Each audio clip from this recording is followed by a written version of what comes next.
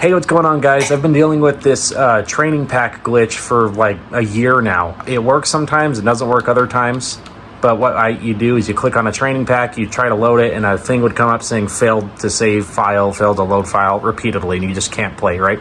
Well, how I fixed this a few different times, but now how I fixed it permanently, I'm going to run through. That way you can try every single option out there.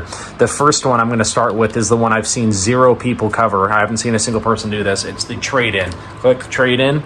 And then go in and trade all this crap. You probably have a bunch of garbage in here. Trade it all in, get rid of crap. Obviously, I kept a few because I liked them, but the rest of them I got rid of. So go in and get rid of as much data as you can that is probably taking up space. That's the reason this isn't working in my thought process here, is there's so much data in the game and it won't load files correctly because there's too much crap.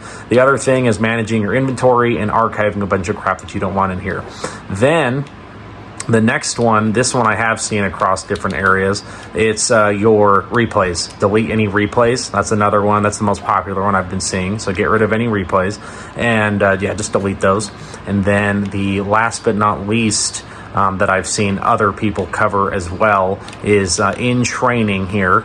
If you have any custom packs that you've made, any training that you've created in this tab, delete those as well. You know, sucks to suck, but yeah, the game's kind of stupid at this point with that. Delete those.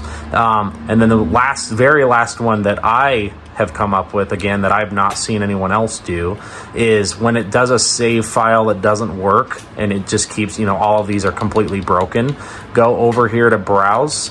This one always works for me, and I think it's because it has such little shots. I think that's another thing, is there's such little data to load it that it ends up working. And so what happens is, what I've been doing is I've been loading into one that I know will work because it's got little amount of shots in it, and then I hit change mode, and then I go back to training, and I do custom training, and then I click on the one that I really want, and it just loads up.